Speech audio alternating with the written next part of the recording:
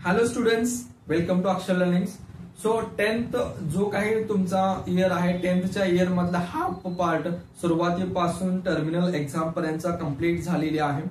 त्यानंतर जे काही हाफ पार्ट राहिलेला आहे टर्मिनल एक्झाम नंतर अप टू द बोर्डाच्या एक्झाम पर्यंतचा हा जो काही हाफ पार्ट आहे तो खूप महत्वाचा आहे. सो टर्मिनलच्या एक्झाम पर्यंत जो काही तुमचा सिलेबस झालेला आहे त्याचा तुमचा स्टडी झालेला आहे. टर्मिनलच्या एक्झाम्स मध्ये तुमचा परफॉर्मन्स ऑलरेडी कसा आले तुम्हाला माहित आहे. सो बेटर असेल, तुमचा चांगला अभ्यास झाला असेल तर ते तुम्हाला चांगला रिझल्ट येणारच आहे. सो या सगळ्या टर्मिनल एक्झाम पर्यंतचा जो काही पार्ट आहे, सगळ्या डेज मध्ये तुम्हाला जो काही फ्रस्ट्रेशन आलेला आहे तो सगळा फ्रस्ट्रेशन दिवाळीमध्ये तुम्ही थोडं रिलॅक्स केलेला आहे, सेलिब्रेशन केलेलं आहे, थोडंसं तुम्ही रिलॅक्स झालेला आहे. ऑलरेडी जे काही बोर्डाचे एक्झाम्स आहेत त्याची डेट डिक्लेअर झालेली आहे. सो इथून पुढचा जो काही तुमची स्ट्रॅटेजी असायला पाहिजे, जो काही तुमचा अभ्यास असायला पाहिजे तो बोर्डाच्या एक्झामशी रिलेटेड असला पाहिजे आणि तो फुल फोकस्ड असला पाहिजे. सो इथून पुढे तुमची स्ट्रॅटेजी काय असायला पाहिजे जेणेकरून तुम्हाला मॅक्सिमम स्कोर तुम्हाला करता येईल हे आजच्या लेक्चरमध्ये आपण डिस्कस करणार आहोत. सो इथे मी डिवाइड करतोय दोन पार्ट मध्ये. जे काही तुमचे टर्मिनल पर्यंतचा जो काही सिलेबस झालेला आहे तो प्लस राहिलेला सिलेबस या दोन पार्ट मध्ये डिवाइड करतो जेणेकरून तुम्हाला स्ट्रॅटेजी इझी पडेल, तुमचा दोन्ही पार्ट कव्हर अप होऊन जाईल. सो बिफोर दॅट एक पॉइंट आहे जे दिवाळीच्या हॉलिडेज मध्ये तुम्हाला अजूनही काही दिवस शिल्लक राहिले असतील तिथे तुम्हाला काही दिवाळीचं होमवर्क असेल, रायटिंग असेल, ह्याच्यासोबतच तुम्हाला एक पार्ट कव्हर करून घ्यायचा आहे तो म्हणजे लँग्वेजचा रायटिंगचा पार्ट. मग लेटर रायटिंग असेल, स्टोरी रायटिंग असेल, जे तुम्हाला एक्झाम मध्ये विचारले जातात त्या रायटिंग पार्ट मधला एक एक फॉर्मॅट तुम्हाला तयार करून घ्यायचा आहे आणि हा फायनल असणार आहे तुम्हाला बोर्डाच्या एक्झामसाठी. कारण तुम्ही ऑलरेडी टर्मिनलची एक्झाम दिलेली आहे त्यामुळे त्या रायटिंग स्किलमध्ये काय अडचणी येतात किंवा कोणता फॉर्मॅट असायला पाहिजे जेणेकरून मला मॅक्सिमम स्कोर मिळेल किंवा त्या वेळेमध्ये माझा रायटिंग स्पीड वाढेल किंवा त्या फॉर्मॅटमध्ये तुम्हाला तो क्वेश्चन कव्हर अप करता येईल हे तुम्हाला ऑलरेडी माहित झालेलं आहे. त्यामुळे हॉलिडेज होमवर्क प्लस जो काही लँग्वेजचा पार्ट रायटिंग स्किल आहे ते तुम्हाला एक पार्ट इथे कव्हर अप करून घ्यायचा आहे. सो हा झाला एक राहिलेल्या दिवसामध्ये holidays homework plus writing skill. आता यासोबत इथून पुढे प्रत्येक डे मध्ये, कारण हॉलिडेज आहेत म्हटल्यावर तुम्हाला फुल डे ऑफ आहे आणि फुल डे जो काही स्कूलिंगचा टाइम आहे त्या स्कूलिंगच्या टाइम मध्ये तुम्हाला फुल डे ऑफ असणार आहे. त्या टाइम पिरियड मध्ये तुम्हाला writing skill plus Diwali homework तुम्हाला कम्प्लीट करायचं आहे. आता इथून पुढे फर्स्ट डे पासून तुम्हाला प्रिपरेशन करायचे आहे बोर्डाच्या रिलेटेड, जो तुमचा फुल्ली फोकस्ड बोर्डाशी रिलेटेड असणार आहे. सो इथं मी डिवाइड करतोय दोन स्लॉट मध्ये. पहिल्या स्लॉट मध्ये आहे जो तुमचा ऑलरेडी सिलेबस झालेला आहे टर्मिनल पर्यंतचा तो, आणि एक स्लॉट आहे जो फ्रेश टॉपिकचा आहे. आता इथे काय आहे, तुमचे डेली रुटीन सुरू होईल, तुमचे स्कूलिंग क्लासेस सुरू होतील. आता ह्याच्यामध्ये दोन पार्ट आहेत जिथं तुम्हाला मॅक्सिमम टाइम मिळतो आणि एक आहे तो मिनिमम टाइम मिळतो. कारण तिथं तुम्हाला एक्स्ट्रा क्लासेस करायचे आहे, स्कूलिंग करायचं आहे. त्यामुळे मॉर्निंगचा स्लॉट तुम्हाला जास्त वेळेचा मिळेल किंवा इव्हिनिंगचा स्लॉट जास्त वेळेचा मिळेल हे तुमचं तुम्ही डिसाईड करा आणि त्या टाइम नुसार तुम्ही ही स्ट्रॅटेजी फॉलोअप करू शकता. सो एक स्लॉट आहे जिथं तुम्हाला मिनिमम टाइम मिळतो. त्या मिनिमम स्लॉटच्या टायमिंग मध्ये तुम्हाला काय करायचं आहे, जे तुमचे फ्रेश टॉपिक्स आहेत म्हणजे टर्मिनलच्या एक्झाम पर्यंत तुमचा 60-70% सिलेबस कव्हर झाला असेल आणि राहिलेला जो काही 20-30% सिलेबस आहे तो इथून पुढे नेक्स्ट 2 मंथ्स मध्ये तुमचा कव्हर अप होऊन जाईल. म्हणजे जे काही राहिलेले टॉपिक्स आहेत ते तुम्हाला फ्रेश आहेत, त्याचं तुम्हाला कंटेंट काहीच माहित नाही, तुम्ही स्टडी केलेलं नाही, अजून तुम्हाला शिकवलं जाणार आहे, तुमच्या क्लासेसमध्ये ते कव्हर होत जाणार आहेत. ते टॉपिक्स असणार आहेत. ते टॉपिक्स तुम्हाला जो काही कमी स्लॉट मिळणार आहे, मग तो मॉर्निंगचा असेल किंवा इव्हिनिंगचा असेल हे तुम्ही डिसाईड करा. जिथं तुम्हाला कमी वेळ मिळणार आहे त्या स्लॉट मध्ये तुम्हाला हे फ्रेश टॉपिक्स कव्हर करत जायचे, कारण हा सगळा फ्रेश मटेरियल असणार आहे आणि सगळ्याच एकाच दिवशी सगळा तुमचा सिलेबस कव्हर करणार नाही किंवा सगळा टॉपिक शिकवला जाणार नाही. प्रत्येक दिवशी काही ना काहीतरी तुम्हाला नवीन शिकायला मिळणार आहे. एखादा दुसरा पॉइंट तुम्ही स्टडी करणार आहे, एखादा दुसरा पॉइंट ज्यावेळी तुम्हाला शिकवलं जाईल तेवढाच तुम्ही स्टडी करणार आहे आणि त्याच्यावर तुम्ही सेल्फ नोट्स प्रिपेअर करणार आहे. त्यामुळं इथं जो काही तुम्हाला टाइम लागणार आहे हा स्टडी करण्यासाठी, एखादा दुसरा पॉइंट स्टडी करायला हा खूप कमी टाइम लागेल. त्यामुळं ज्या ठिकाणी तुम्हाला कमी टाइम मिळण्याचे चान्सेस आहेत, मग तुमचे मॉर्निंग क्लासेस असतील, दिवसभर स्कूल असेल, तर मग तुम्हाला मॉर्निंगचा टाइम तो कमी मिळतोय, कारण तुम्हाला सगळं प्रिपरेशन करून तुम्हाला क्लासला रीच करायचं आहे, स्कूलला रीच करायचं आहे. त्यामुळे मॉर्निंगच्या स्लॉटमध्ये तुम्हाला टाइम कमी मिळत असेल तर त्या टाइम पिरियडमध्ये तुम्हाला काय करायचं आहे, जे काल शिकवलं गेलं किंवा जो फ्रेश टॉपिक सुरू झालेला आहे, एखादा पॉइंट शिकवलेला आहे, तो पॉइंट तुम्हाला स्टडी करून घ्यायचा आहे, प्लस त्याचे नोट्स तुम्हाला त्या दिवशी बनवायचे आहेत. म्हणजे एखादा दुसरा पॉइंटचा जो काही नोट्स प्रिपरेशन तुम्हाला करायचं आहे तिथे तुम्हाला खूप कमी टाइम लागेल, विदिन 30 मिनिट्स हे काम होऊन जाईल. त्यामुळे जो काही फ्रेश टॉपिक शिकवला गेलाय तो तुम्हाला इझिली तिथेच कव्हरअप होत जाईल, तिथेच ग्रास्प होत जाणार आहे आणि त्याची तुमची नोट्स, सेल्फ नोट्स सुद्धा प्रिपेअर राहणार आहे. ओके, हा झाला जो काही फ्रेश टॉपिक राहिले 20-30% जो काही तुमचा सिलेबस राहिलेला आहे. ओके, तो सिलेबस तुम्ही एका स्लॉट मध्ये कव्हर करणार आहे. आता राहिला दुसरा स्लॉट जिथे तुमचं क्लासेस, स्कूल कव्हरअप झाल्यानंतर मॅक्सिमम टाइम तुम्हाला मिळतं 2.5 hours इव्हिनिंगचे असतील किंवा 1 and 2 hours, जेवढा टाइम तुम्हाला तुमच्या कॅपॅसिटीनुसार लागेल ते तुम्ही ठरवू शकता. पण हा टाइम गॅप सगळ्यात जास्त असला पाहिजे जेणेकरून तुम्हाला मॅक्सिमम कव्हरेज इथे करायचं आहे. सो या राहिलेल्या स्लॉट मध्ये तुम्हाला काय करायचं आहे, हा तुमचा दुसरा स्लॉट असणार आहे. या ठिकाणी तुम्हाला मॅक्सिमम टाइम गरजेचा आहे. मग तो स्कूलिंगच्या आधीचा मिळतो किंवा स्कूलिंगच्या नंतरचा मिळतो हे तुम्ही डिसाईड करून घ्या.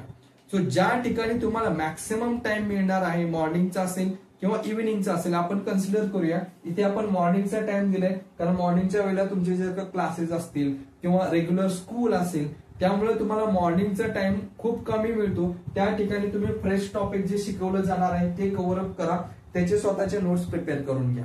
आता तुमचे मॉर्निंग क्लासेस झालेले आहेत, त्यानंतर दिवसभर स्कूलिंग झालेलं आहे आणि संध्याकाळी तुम्हाला फ्री टाइम जास्त आहे जो स्लीपिंग टाइम पर्यंतचा. सो त्या टाइम पिरियड मध्ये तुम्हाला काय करायचं आहे, इथं तुम्हाला डेली प्रॅक्टिस करायचं आहे ते मॅथमॅटिक्सची. सो मॅथमॅटिक्स हा सब्जेक्ट तुम्हाला इथून पुढे नेक्स्ट 60 to 70 डेज, एक 70 डेजचं टार्गेट आपण धरून जाऊया. सो नेक्स्ट 70 डेज आपल्याला काय करायचं आहे. सो नेक्स्ट 70 डेज मध्ये मॅथमॅटिक्सचा जो काही पार्ट 1, पार्ट 2 आहे तुम्हाला डेली एक टॉपिक निवडायचं आहे. मॅथ्स 1चा असेल किंवा 2चा असेल. ओके, सो त्या टॉपिक वरचं जे काही मेथड्स दिलेले असतील त्या प्रत्येक मेथड वरची डेली तुम्हाला 10 प्रॉब्लेम सॉल्व्ह करत जायचे. कोणताही एक टॉपिक घ्या, त्यातला कोणताही एक मेथड तुम्ही चूज करा आणि त्या मेथडवरची मिनिमम 10 प्रॉब्लेम तुमचे सॉल्व्ह करून झाली पाहिजे. ही स्ट्रॅटेजी असणार तुमची डेली असणार आणि कन्सिस्टंटली असणार आहे नेक्स्ट 70 डेज साठी. ओके, सो एक पार्ट आहे सो मॅथमॅटिक्सचा तुम्हाला फक्त 10 क्वेश्चन सॉल्व्ह करायचे आहेत कुठल्याही एक मेथडवरून. एक टॉपिक तुम्ही चूज करा जे ऑलरेडी झालेला आहे, त्या टॉपिक वरचा जो काही डेली 10 प्रॉब्लेम्स तुम्ही सॉल्व्ह करत जावा. म्हणजे नेक्स्ट 70 डेज मध्ये जो काही तुमचा मॅथमॅटिक्सचा सब्जेक्ट आहे तो सगळा मॅथ्सचा सब्जेक्ट तुमचा कव्हर होऊन जाईल आणि सगळ्या मेथडवरती तुमची कमांड एक तयार होईल. ही झाली मॅथमॅटिक्स साठी. आता राहिला पार्ट जो काही आहे तो थेरी सब्जेक्ट, त्याच्यामध्ये आहे science 1, science 2, history and geography. या सब्जेक्ट साठी काय करायचं. सो हे जे काही मी 6 लिहून ठेवलेले दीज आर द एक 60% सिलेबस तुमचा कव्हर झालेला आहे टर्मिनल पर्यंत, असं मी एक अज्युम करून चाललेलो आहे. ओके, सो एक 60% तुमचा कव्हरअप झालेला असेल. जो काही 60% सिलेबस आहे तो इथून पुढे नेक्स्ट 70 डेज मध्ये तुम्हाला कम्प्लीट रिवाइज करायचा आहे. ओके, फॉर एक्झाम्पल एक 6 टॉपिक्स कव्हर झालेत असं आपण कन्सिडर करूया. या 6 टॉपिकचे कम्प्लीट जर का मी 4 पार्ट बघितलं, science 1, science 2, history, geography, complete topics होतात 24. ओके, सो या 24 टॉपिक्स तुम्हाला प्रत्येक जर का कुठल्याही टॉपिकचं तुम्ही चूज करू शकता. ओके, सो एक दुसऱ्या स्लॉट मध्ये एक तुम्ही मॅथ्सचा प्रॉब्लेम सॉल्व्ह केला 10, ह्यासोबतच एक थेरी सब्जेक्ट तुम्हाला चॉईस करायचा आहे. मग ते सायन्स 1 असेल, सायन्स 2 असेल, हिस्ट्री असेल किंवा जिओग्राफी असेल, कोणताही एक सब्जेक्ट तुम्ही चॉईस करा. त्या सब्जेक्ट मधला जे तुम्ही टॉपिक्स तुम्हाला टर्मिनल पर्यंतचे झालेले आहेत तो प्रत्येक टॉपिक 2 to 3 डेज मध्ये तुमचा कव्हर व्हायला पाहिजे. कारण ऑलरेडी तो टॉपिक तुम्ही स्टडी केलाय, त्याचे नोट्स तुम्ही प्रिपेअर केलेले आहेत, त्याच्यावरती तुम्ही टर्मिनल एक्झाम दिलेला आहे, त्यामुळे तो टॉपिक कव्हर करायला तुम्हाला जास्त टाइम लागणार नाही. ओके, सो या 2 to 3 डेज मध्ये काय करायचं, तुम्हाला तो टॉपिक रीड करून घ्या, स्टडी करून घ्या, तुमचे सेल्फ नोट्स रीड करून घ्या आणि जे प्रिव्हियस इयर क्वेश्चन विचारलेले आहेत त्या टॉपिकवर, ओके, ते स्टडी करा आणि ते सॉल्व्ह करा. ओके, एखादा टॉपिक तुम्हाला अवघड जात असेल तर त्या ठिकाणी जास्त टाइम इन्व्हेस्ट करा आणि तो टॉपिक पुन्हा एकदा स्टडी करून घ्या. तुमचे कुठे वीक पॉइंट्स राहिलेले आहेत त्या टॉपिक मध्ये हेही कव्हर अप करून घ्या. म्हणजे तुमचा प्रत्येक टॉपिक 2 to 3 डेज मध्ये कव्हर व्हायला पाहिजे. म्हणजे ऑलरेडी तुम्ही स्टडी केलाय, नोट्स काढलाय, टर्मिनल एक्झाम दिलाय, त्यामुळे या 2 to 3 डेज मध्ये तुम्हाला तो टॉपिक कव्हर करणं खूप अवघड गोष्ट नाहीये, इझिली कव्हर होऊन जाईल. म्हणजे एक टॉपिक 2 किंवा 3 डेज मध्ये जरी कव्हर होत असेल, सो तुमचे जे राहिलेले 24 टॉपिक्स आहेत, म्हणजे जे टर्मिनल पर्यंत 60% सिलेबस तुमचा कव्हर झालाय प्रत्येकाचा, ते कम्प्लीट 24 टॉपिक्स जरी पकडले, एव्हरी 3 डेज मध्ये जर का तुम्ही एक एक टॉपिक कव्हर होत करत गेला, तर नेक्स्ट 72 डेज मध्ये जो काही तुमचा टर्मिनल पर्यंत सगळा सिलेबस झालेला आहे, ज्याच्यावरती तुमची कमांड आहे, तो डेली रिव्हिजन होत जाईल. प्लस तुमचे मॅथ्सचे डेली 10 प्रॉब्लेम्स, मिनिमम 10 प्रॉब्लेम जरी तुम्ही प्रत्येक मेथडवरती सॉल्व्ह करत गेला तरी तुमचा मॅथ्सचं पण कव्हर होत जाईल. ओके, सो इथे तुमचा मॅथ्स वरती कमांड कम्प्लीट होऊन जाईल. आणि जे काही ऑलरेडी 60% सिलेबस कम्प्लीट झालेला आहे, 60 असेल किंवा 70 असेल, जो काही टॉपिक्स तुमचे कव्हर झालेले आहेत ते सगळे टॉपिक्स इथे तुमचे परत रिव्हिजन होऊन जातील. ओके, म्हणजे इथे तुमची कमांड चांगली येणार आहे, प्लस मॅथ्स वरती कमांड तुमची वाढणार आहे. आणि हे सगळा पॅटर्न या स्लॉट मध्ये करायला जास्त वेळ लागतो. त्यामुळे तुम्हाला कोणता स्लॉट मध्ये जास्त, मॉर्निंगला जास्त वेळ मिळतो किंवा इव्हिनिंगला जास्त वेळ मिळतो, हे तुमचं तुम्हाला डिसाईड करून घ्यायचं आहे. आणि जिथं तुम्हाला जास्त वेळ मिळतो त्या ठिकाणी एक थेरीचा सब्जेक्ट प्लस मॅथमॅटिक्सचे 10 प्रॉब्लेम्स, मिनिमम 10 प्रॉब्लेम्स तुम्हाला तिथे सॉल्व्ह करायचेच आहे त्या मेथडवरून. आणि कोणताही एक टॉपिक तुम्ही चूज करा, तो टॉपिक तुम्हाला नेक्स्ट 2 to 3 डेज मध्ये कव्हर अप करायचाच आहे. जिथं तुम्ही स्टडी कराल, पूर्ण टॉपिक रिवाइज करू शकता, तुमचे नोट्स काढू शकता, जे काही तुम्ही नोट्स ऑलरेडी काढलेले आहेत ते तुम्ही रिव्हिजन करू शकता. प्लस जे प्रिव्हियस इयरला क्वेश्चन विचारलेले आहेत ते प्रिव्हियस इयर क्वेश्चन सुद्धा तुम्हाला तिथे स्टडी करून कव्हर अप होऊन जाईल. म्हणजे जो काही झालेला सिलेबस आहे तो तुमचा रिव्हिजन होऊन जाईलच एका स्लॉट मध्ये. प्लस तुमचे मॅथमॅटिक्स जे काही 10 प्रॉब्लेम्स आहेत ते सॉल्व्ह करून होऊन जातील. म्हणजे तुमचे थेरीचे सब्जेक्ट सुद्धा होऊन जातील, प्लस मॅथमॅटिक्स सब्जेक्ट सुद्धा होऊन जाईल.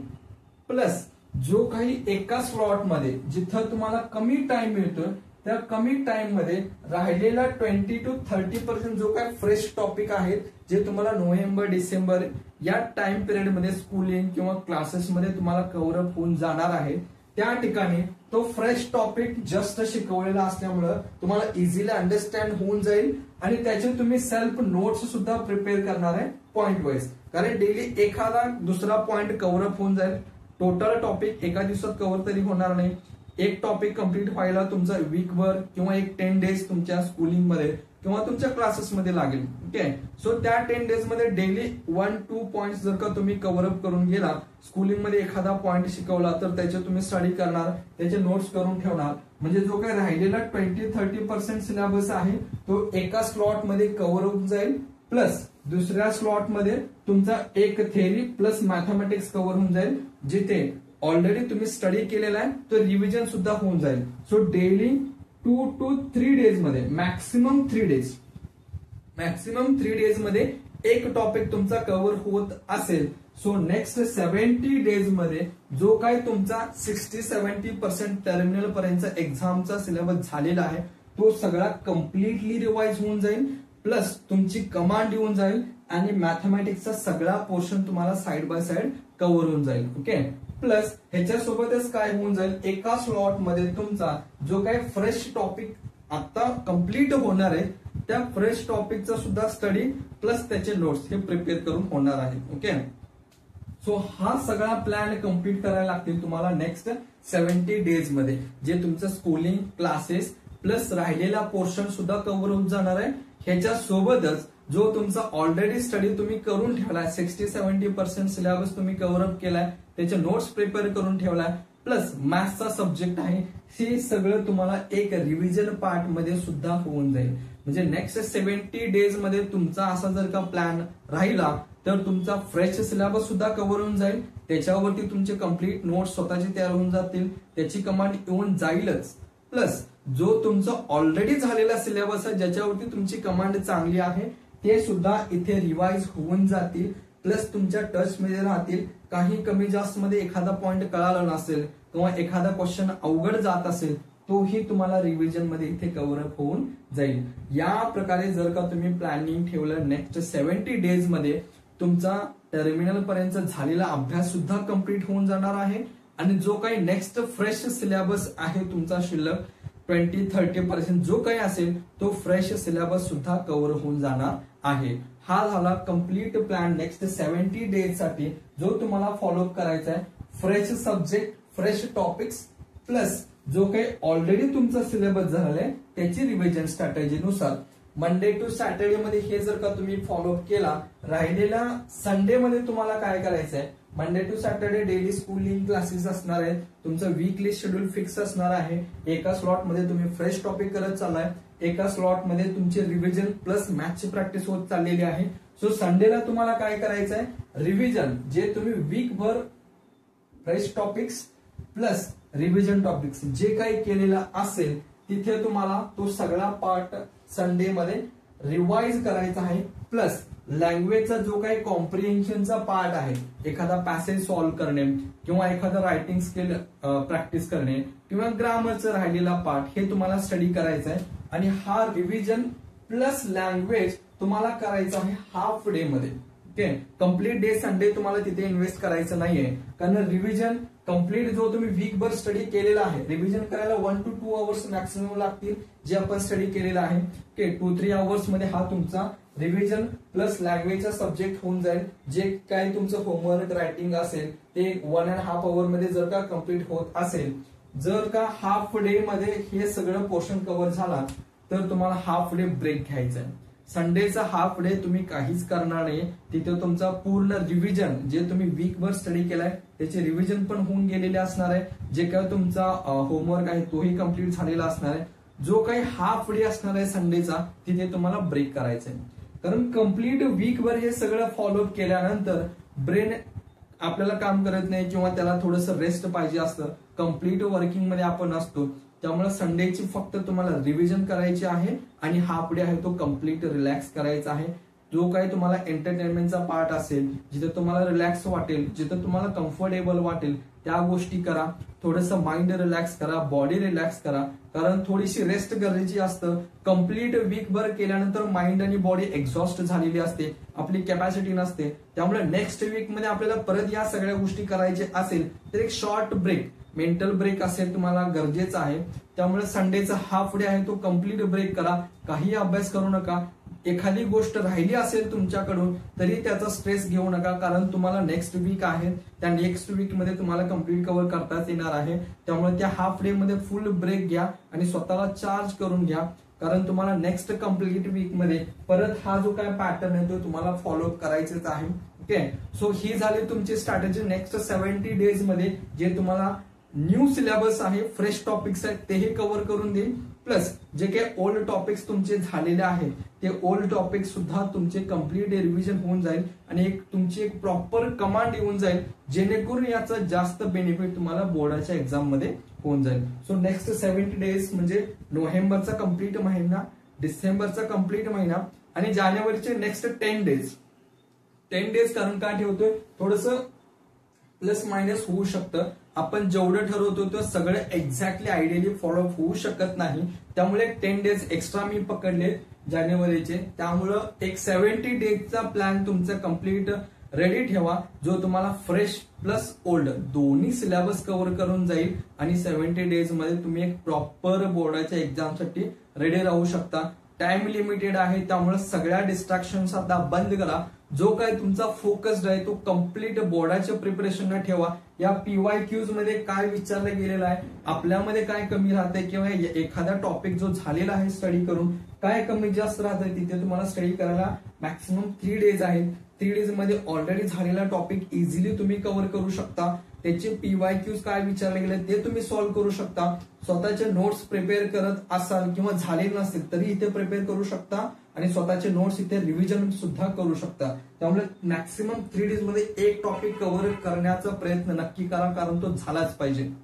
इथे तुमचा रिव्हिजन प्लस फ्रेश टॉपिकचा स्टडी आणि संडेला रिव्हिजन प्लस रिलॅक्सेशन असं जर का तुम्ही करत गेला तर नेक्स्ट 70 डेज मध्ये तुमचा कम्प्लीट सिलेबस कव्हर होऊन जाणार आहे. एक तुमचा कमांड येऊन जाणार आहे आणि तुमचा कॉन्फिडन्स लेवल बिल्ड होणार आहे बोर्डाच्या एक्झामसाठी. सो हा प्लॅन तुम्हाला कसा वाटला नक्कीच कळवा. तुमचा जो काय स्टडी आहे तो प्रॉपर डिरेक्शनने सुरुवात करा आणि कम्प्लीट जो काही तुमचा स्टडी आहे करण्याचा प्रयत्न नक्की करा. ते सगळं करण्याची तुमच्यामध्ये कॅपॅसिटी आहे. हे जर का प्लॅन जर का तुम्ही फॉलोअप करत गेला आणि प्रत्येक डे वाईज जेवढं करायचं तेवढं प्रॉपर इफेक्ट तुम्ही देत गेला तर तुम्हाला चांगला रिझल्ट नक्कीच भेटणार आहे. तुमचं चांगलं स्कोरिंग नक्कीच होणार आहे. सो आजच्या लेक्चरमध्ये इथेच थांबूया. भेटूया नेक्स्ट लेक्चरमध्ये.